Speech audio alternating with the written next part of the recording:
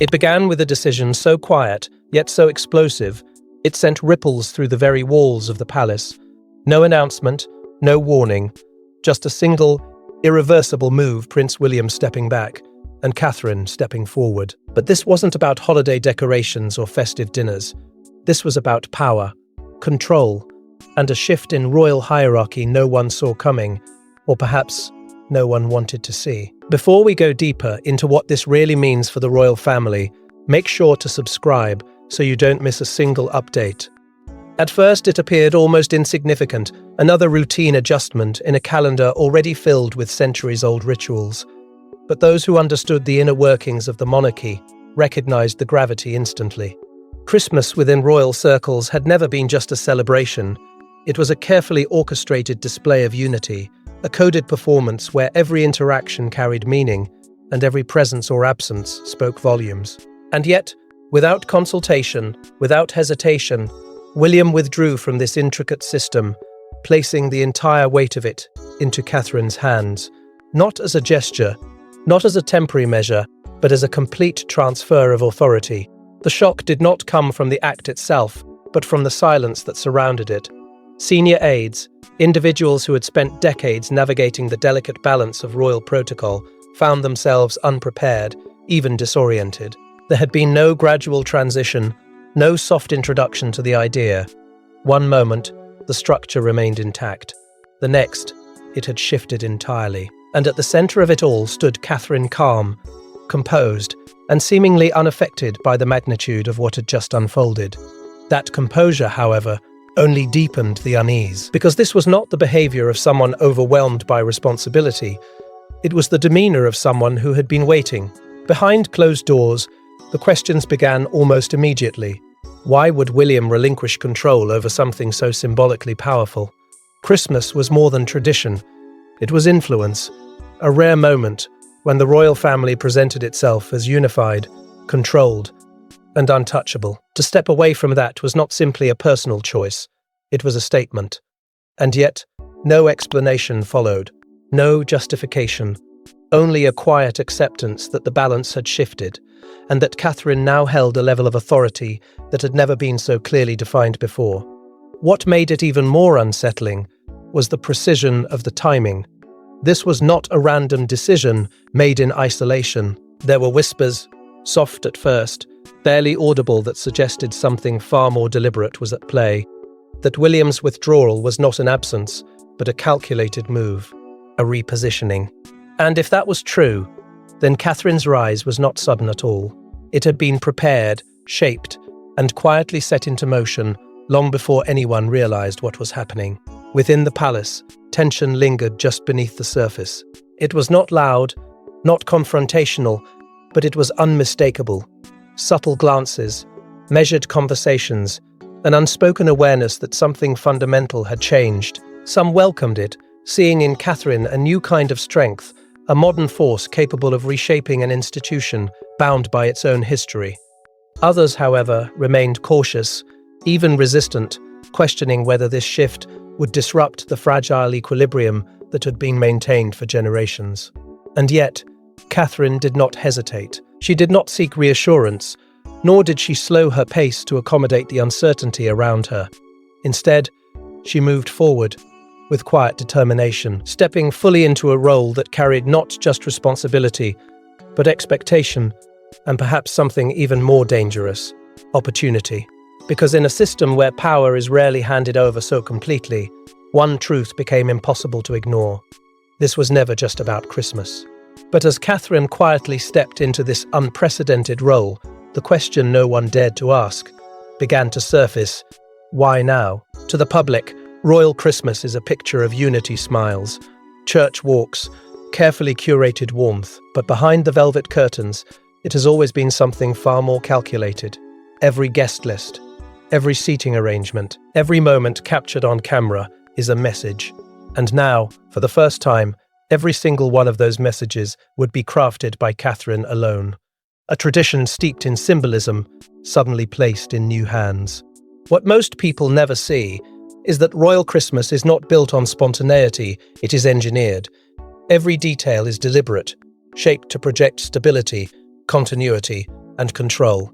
For generations, monarchs have used this moment not simply to celebrate, but to communicate. Who is present signals loyalty. Who is absent sparks questions.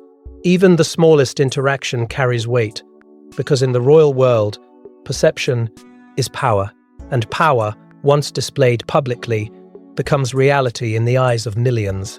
That is what made this shift so extraordinary. Catherine was not just organizing an event, she was being handed the responsibility of shaping a narrative that had historically been guarded at the highest level. This was a platform where alliances were reinforced without words, where tensions were masked beneath carefully measured smiles, and where the illusion of unity was crafted with precision. And now, all of it rested in her hands, without visible oversight, without the traditional layers of control that once defined these moments. Her significance lay in the traditions themselves. Sandringham was not merely a location, it was a symbol, a stage where history repeated itself in carefully controlled cycles. Invitations were not just invitations, they were declarations. To be included meant recognition, acceptance, even favor. To be excluded meant something far more dangerous, distance. And Catherine understood this, not just intellectually, but instinctively. She had spent years observing, learning, absorbing the unspoken rules that governed these interactions. And now, with full authority, she had the power to rewrite them. What made her approach different, what unsettled those within the palace, was her precision. There was no hesitation, no visible struggle to adapt. Instead, there was clarity, a quiet confidence that suggested she was not simply following tradition, but interpreting it, reshaping it, bending it to fit a vision that had not yet been revealed. Every choice she began to make carried intention, even when it appeared subtle on the surface. And those who were paying close attention started to notice a pattern, one that hinted at something far more deliberate than anyone had anticipated. Because this was not just about maintaining an image. It was about redefining it. Catherine understood the modern world in a way that the institution often struggled to grasp. She recognized that perception was no longer controlled solely from within palace walls. It was shaped in real time by a global audience that demanded authenticity but thrived on intrigue. And by taking control of Christmas, she was stepping directly into that space, positioning herself not just as a participant in the monarchy, but as a force capable of influencing how it would be seen moving forward. Naturally, this sparked speculation, quiet at first, then growing louder in private conversations. Was this simply a practical décilé, scion, a matter of delegation? Or was it something far more significant, a signal that the monarchy itself was evolving, shifting toward a new center of influence? Because if Catherine could command something as symbolically powerful as royal Christmas, then what else might follow? And perhaps most unsettling of all was the realization that this shift had happened without resistance, at least not openly. There had been no public pushback, no visible struggle for control, just a seamless transition that felt almost too smooth, too intentional, as if the groundwork had been laid long before anyone outside a very small circle became aware of it. And as the weight of tradition settled onto Catherine's shoulders, insiders began to notice something even more unsettling. She wasn't asking for approval. For years, she had played the role flawlessly poised, patient, perfectly measured. But behind that calm exterior, something had been building. A quiet evolution, a readiness. And now, with full authority placed in her hands, Catherine wasn't just participating in royal life. She was reshaping it. The question was no longer whether she was ready, but whether the palace was ready for her. Her journey had never been loud, never forceful, never defined by sudden declarations. Instead, it unfolded in silence, in observation, in discipline. From the very beginning, she understood something others often overlooked, that survival within the monarchy was not about visibility, but control. Control of emotion, control of timing. While others struggled against the weight of expectation, Catherine adapted to it, absorbing its pressures without breaking, learning its rhythms without resisting. And over time, that quiet adaptability transformed into something far more powerful: precision. There were moments, subtle yet undeniable, where that precision revealed itself. shows made behind the scenes, interventions that went unnoticed by the public, but not by those within the palace. A careful word at the right moment, a strategic silence when tension threatened to rise. These were not accidents, they were signals, early indications that Catherine was not merely adjusting to royal life, she was mastering it. And those who paid close attention began to realize that her calm demeanor was not passivity, it was calculation. What made this transformation so compelling was its patience. She did not rush into influence, did not seek to disrupt the structure that surrounded her. Instead, she allowed time to shape her position, to solidify her presence until it became undeniable. And when the moment finally arrived, when authority was placed fully in her hands, it did not feel like a promotion. It felt like a reveal, as though the version of Catherine the world had seen until now was only part of a much larger, more complex reality. With that authority came a shift, not just in responsibility, but in identity. No longer confined to the role of support, she stepped into command with a confidence that unsettled those who had underestimated her. The difference was immediate, even if it remained unspoken. Her decisions carried weight, her presence carried intention, and her actions began to shape outcomes rather than simply respond to them. This was not an adjustment, it was a transformation, a transition from influence to control.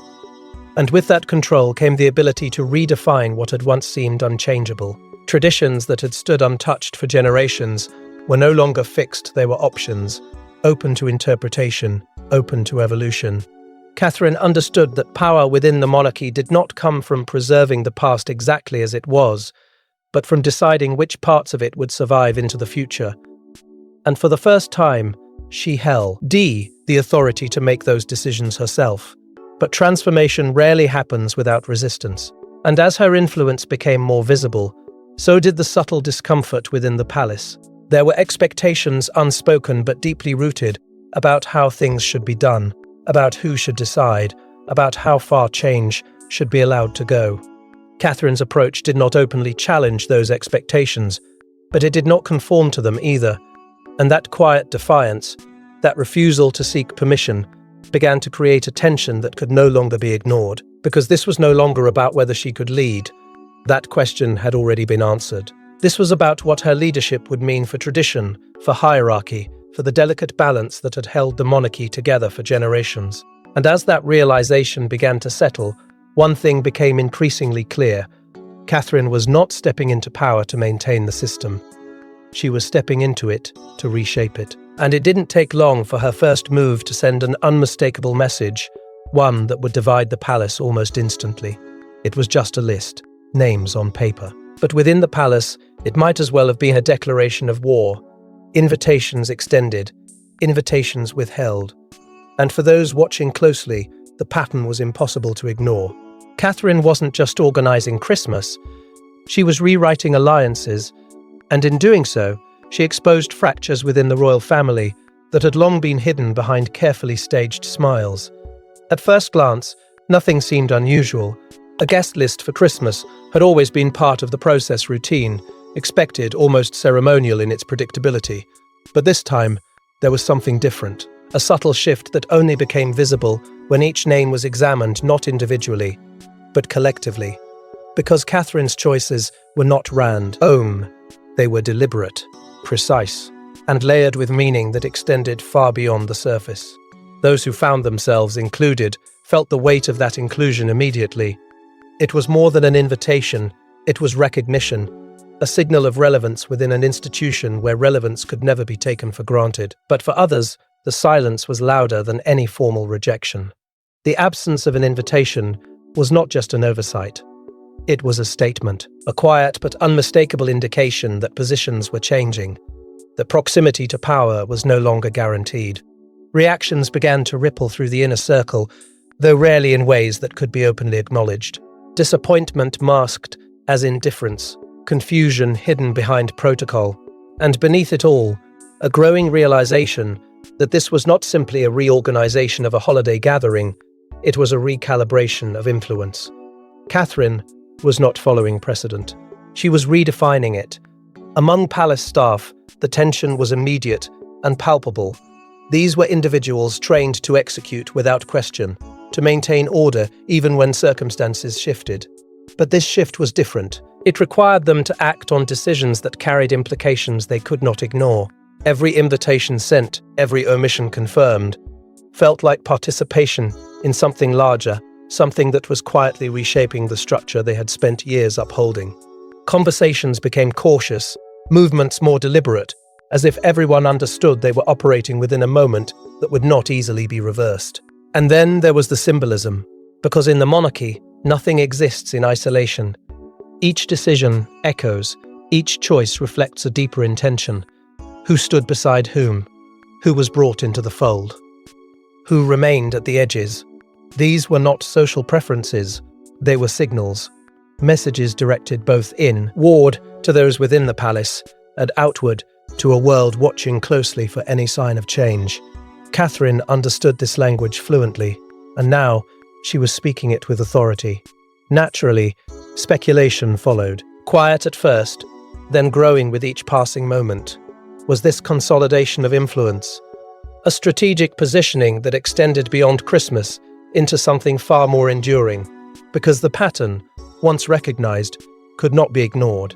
It suggested alignment, a careful structuring of relationships that placed Catherine not at the center of attention, but at the center of control. And that distinction was critical. What made it even more complex was William's continued silence. He did not intervene, he did not clarify, he did not redirect. And in that silence, multiple interpretations began to emerge. Was this support a deliberate act of trust, allowing Catherine to lead without interference? Or was it distance, a calculated step back that allowed her to take responsibility for decisions that might carry consequences? The ambiguity only intensified the tension, leaving those within the palace to navigate a situation where clarity was deliberately absent, because this was no longer about tradition, it was about positioning, about influence, about the quiet, undeniable shift of power from one set of hands to another. And as the implications of that shift continued to unfold, one thing became increasingly clear. The guest list was only the beginning, but if the guest list raised eyebrows, what came next would send shockwaves far beyond the palace walls. Traditions within the royal family are not merely customs, they are rules, almost sacred in their permanence. And yet, one by one, Catherine began to dismantle them. Quietly, methodically, without hesitation. What she introduced in their place wasn't chaos, it was something far more unsettling, a new order. And with every change, it became clearer that this wasn't just about Christmas, it was about the future of the monarchy itself.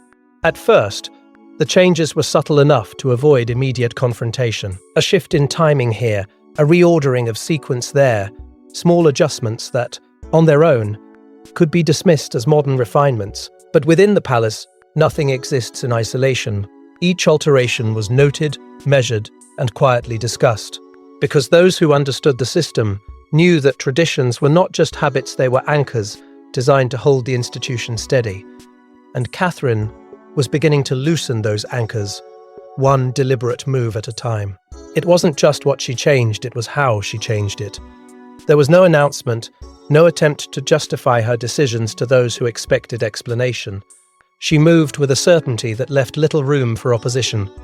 Protocols that had remained untouched for decades were no longer treated as untouchable. Instead, they were examined, reinterpreted, and in some cases, removed entirely.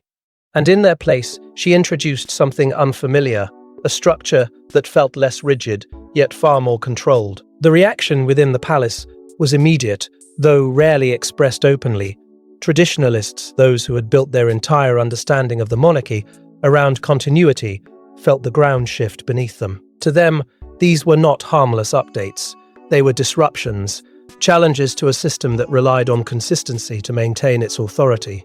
And while they could not openly resist, their discomfort became evident in quieter ways: hesitation in execution, subtle questioning, a growing sense that something essential was being altered without consent. Outside the palace, the response was no less divided. To some, Catherine's decisions represented progress, a necessary evolution for an institution struggling to remain relevant in a rapidly changing world. They saw strength in her confidence, clarity in her vision, and a willingness to take risks that others had avoided.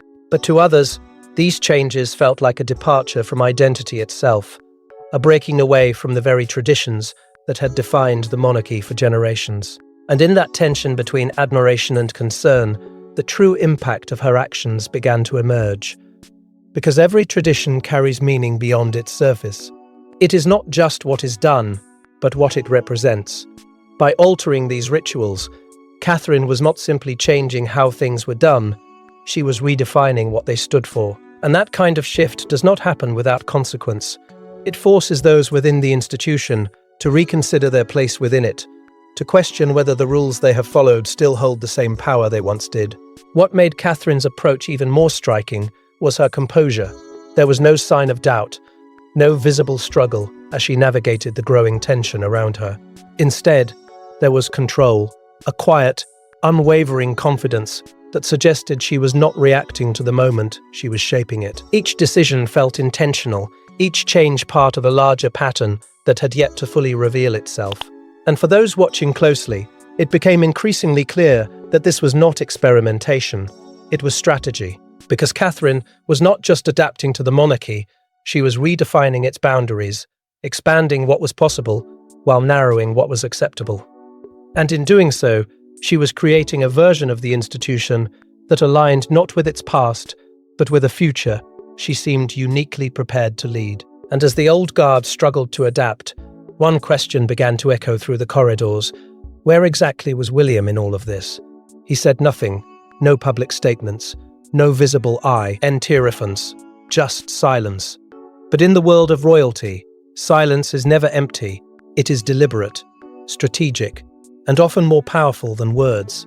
As Catherine's authority expanded, William remained in the shadows, watching, allowing, perhaps even orchestrating. The real question wasn't why Catherine was in control, but why William chose to step aside. At first, his absence seemed almost protective, as though he were creating space for Catherine to step forward without the weight of comparison or interference. But within the palace, absence is never interpreted so simply. Every step back is a signal, every silence, a message waiting to be decoded. And William, a figure known for his careful control and calculated decisions, was not someone who surrendered influence without purpose. That alone made his quiet retreat impossible to ignore. There were those who believed this was trust in its purest form, a deliberate act of confidence, placing Catherine at the center of a moment that would define her authority. They saw it as partnership, as unity expressed not through shared visibility, but through strategic separation. By stepping back, William was allowing Catherine to stand alone, to command without shadow, to be seen not as an extension of him, but as a force in her own right. And in doing so, he elevated her position in a way no public endorsement ever could. But others were less convinced, because in a system where power is rarely relinquished without calculation, the idea of pure trust felt almost too simple. They began to question whether this silence was not an absence of control, but a different form of it. A repositioning. By removing himself from direct involvement, William avoided accountability for the changes unfolding, while still benefiting from their outcome. If Catherine succeeded, it strengthened them both. If resistance grew, the responsibility would rest squarely on her shoulders. And that dual possibility, the balance between support and strategy, created a tension that lingered beneath every decision. Because the optics were clear: unity, alignment, a modern partnership guiding the monarchy forward. But beneath that image, there was ambiguity. A sense that something more complex was unfolding, something that could not be easily defined or openly acknowledged. What made his silence even more powerful was its effect. Without his presence dominating the process, Catherine's authority expanded naturally, almost uncontested.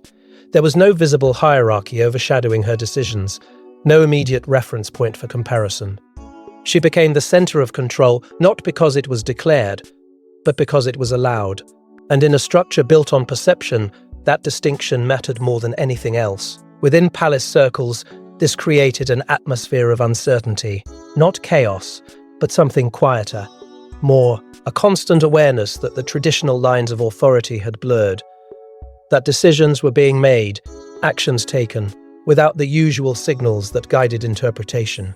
And at the heart of that uncertainty was William's silence, unbroken, deliberate, impossible to fully understand.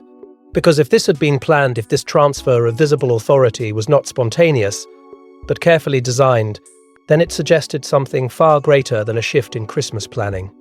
It hinted at a transformation in leadership itself, a new approach, where power was not always exercised through presence, but through absence, where influence was maintained not by controlling every move, but by deciding when not to move at all. And that possibility carried implications that extended far beyond the moment. Because if William was preparing for something larger, something that required Catherine to stand at the forefront, then this was not the end of the shift. It was only the beginning, a test perhaps, or a transition, one that would redefine not just their roles, but the structure of the monarchy itself. But while the palace tried to interpret William's silence, another reaction was beginning to take shape, one that could not be ignored. Not everyone welcomed the change. Behind closed doors, resistance began to grow. Whispers turned into conversations, conversations into quiet opposition. Because for some, this wasn't modernization, it was disruption.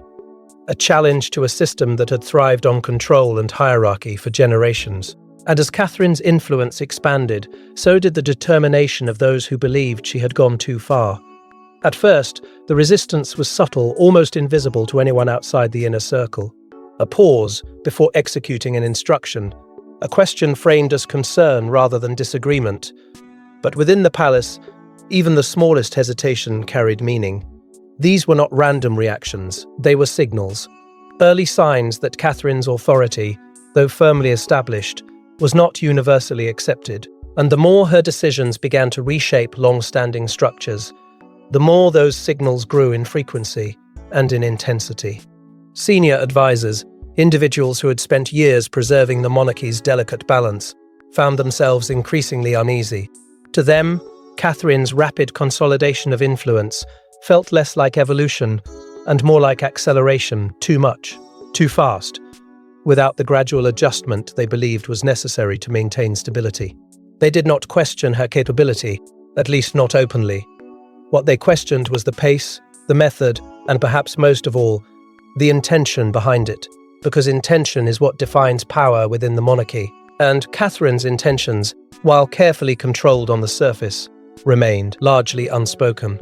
That silence created space for interpretation, and with it, suspicion. Was she strengthening the institution, or reshaping it in ways that could not easily be reversed? Was this confidence, or something closer to ambition? These questions were rarely voiced directly, but they lingered, shaping the atmosphere in ways that could not be ignored. Attempts to challenge her decisions did not come as direct confrontation. That would have been too obvious, too risky. Instead, they emerged in quieter forms, suggestions framed as alternatives, delays justified by protocol, subtle reinterpretations of her directives, each one small enough to seem insignificant, but together forming a pattern of resistance that tested the limits of her authority. It was a silent struggle, one fought not with open defiance, but with careful, calculated friction. And at the center of it all was Catherine herself, navigating this growing tension without visible hesitation. But beneath that composure, the pressure was undeniable. Leadership within the monarchy has never been about making decisions in isolation. It is about managing the reactions those decisions provoke. And now, every move she made carried weight, not just in outcome, but in perception. Every choice was examined, questioned, and quietly judged. The emotional toll of that scrutiny could not be dismissed. Because this was not just a test of strategy, it was a test of resilience. To lead in an environment where support was uncertain and opposition was carefully concealed required more than confidence. It required control. Control over reaction, over doubt, over the instinct to respond to resistance with force rather than precision. And Catherine, despite the mounting pressure, did not falter. But the divisions within the palace continued to deepen. Lines that had once been stable began to blur, alliances shifting in ways were difficult to predict. What had started as quiet discomfort was evolving into something more defined, a split between those who embraced the change and those who feared its consequences. And with that split came the possibility of something far more dangerous than disagreement: conflict. Because conflict within the monarchy is rarely visible until it is unavoidable. It builds slowly beneath the surface until the tension can no longer be contained. And as Catherine's authority continued to expand, the risk of that tension reaching a breaking point became impossible to ignore. And yet, despite the resistance, Catherine did not step back. Instead, she made a final move that would define everything. By the time Christmas arrived, it was clear that something far greater had unfolded. This wasn't just a holiday, it was a statement, a transformation. Every detail, every moment, every carefully orchestrated interaction carried Catherine's unmistakable imprint. And as the world watched what appeared to be a perfect royal celebration, those inside the palace knew the truth. The monarchy had quietly, irrevocably changed. Nothing about the day felt accidental. From the way events unfolded to the subtle rhythm of interactions, there was a precision that could not be ignored. This was not tradition repeating itself, it was tradition redefined. Catherine's vision had not only been implemented, it had been executed with a level of control that left little room for doubt. Every decision made in the weeks leading up to this moment now converged into a single cohesive display of authority. And for those who had questioned her, this was the answer delivered not through words, but through outcome. To the public, the image was flawless. Unity appeared intact, the atmosphere carefully balanced between familiarity and quiet evolution. There was admiration in the response, a recogniting on that something felt different, even if it could not be immediately defined. Curiosity followed close behind, because while the celebration maintained the outward appearance of tradition, there was an undercurrent, something subtle yet undeniable, that suggested a shift had taken place. And once that shift is felt, it cannot be unseen. Inside the palace, however, the impact was far more profound.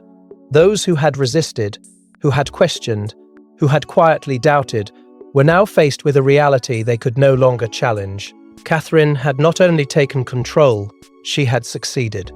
And success within the monarchy carries a weight that extends beyond the moment. It reshapes perception, it redefines authority, it alters the balance of influence in ways that cannot easily be reversed. What made this transformation so powerful was its subtlety. There had been no dramatic confrontation, no public declaration of change. Instead, it unfolded through action, through execution, through the quiet replacement of old structures with new ones. And because it happened without disruption, it carried an even greater impact. It felt natural, seamless, as though this version of the monarchy had always been inevitable, waiting only for the right moment and the right person to bring it into reality. Catherine, once seen as a supporting figure, now stood at the center of that reality, not through title alone, but through influence, through control, through the undeniable fact that this moment, this transformation bore her signature. And with that, her position within the monarchy shifted permanently. She was no longer adapting to the institution. She was shaping it. And then there was William. His silence, once questioned, now carried a different meaning, because this outcome, this success, could not have unfolded without his implicit support. Whether through trust, strategy, or a combination of both, his decision to step back had allowed this transformation to take place. And in doing so, he revealed something crucial. This was not Catherine acting alone. This was alignment, a partnership operating with a level of coordination that extended beyond what was visible. Together, they had not just managed a moment, they had redefined it. And in doing so, they signaled something far greater than a successful Christmas. They revealed a new approach to leadership, one that relied less on rigid tradition and more on controlled evolution. A shift that did not reject the past, but reshaped it to serve a different future. And perhaps most striking of all was the realization that this was not temporary. This was not an experiment, not a single deviation from established norms. It was a beginning, a clear indication that the monarchy was entering a new phase, one where authority could be exercised differently, where influence could be redistributed, where the structure itself could evolve without losing its identity. For those within the palace, that realization carried both clarity and uncertainty. Because while this moment had resolved immediate tensions, it had also opened the door to questions that had yet to be answered. If this was the new direction, then what would come next? How far would this transformation go? And who, ultimately, would define its limits? And as the celebrations came to an end, one truth lingered in the air. This was only the beginning. Power in the royal family has never been about who wears the crown, but who shapes the narrative. And with this single calculated shift, Catherine proved she could do exactly that. But power, once taken, is never easily surrendered. The real question now isn't what she changed, but what she will change next. Because if Christmas was the beginning, then the monarchy may be standing on the edge of something far more profound. What unfolded was not just a moment of control, it was the opening of a new chapter whose consequences have yet to fully reveal themselves. Authority, once expanded, does not simply return to its previous boundaries. It grows roots, it reshapes expectations, and it redefines what is considered possible. Catherine's role, once clearly understood, now exists in a space that is far less predictable. She is no longer confined by tradition. She is actively influencing which traditions will survive. And that alone carries implications that extend far beyond a single event. Because within the monarchy, change is rarely isolated. One shift creates another.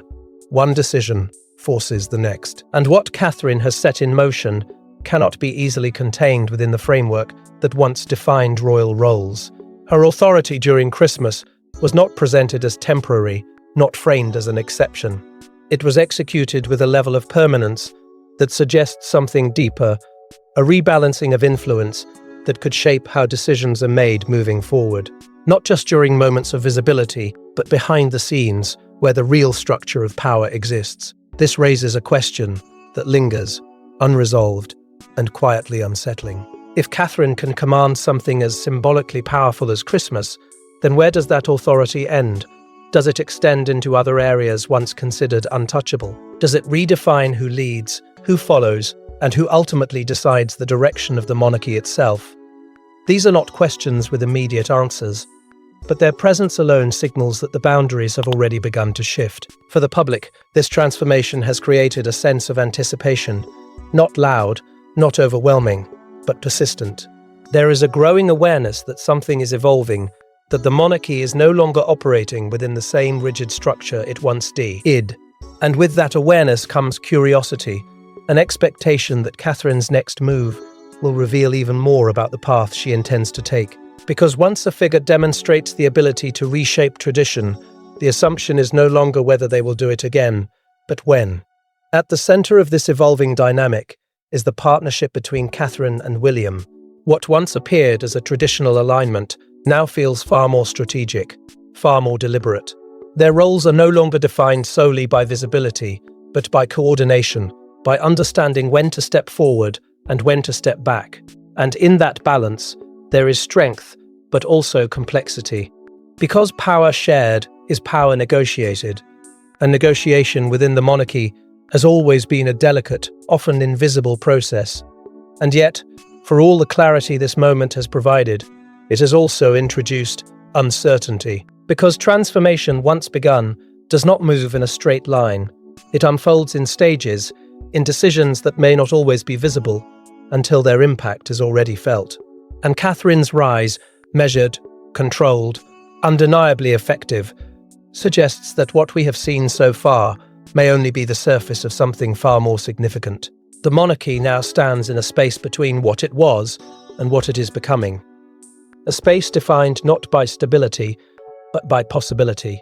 And within that space, Catherine holds a position that is both powerful and unpredictable. She has demonstrated that she can lead, that she can reshape, that she can command influence in ways that extend beyond expectation. But with that demonstration comes a new question, one that cannot be ignored. How far will she go? Because power, once understood, is rarely left untouched. It evolves, it expands, and sometimes it transforms everything around it in ways no one fully anticipates.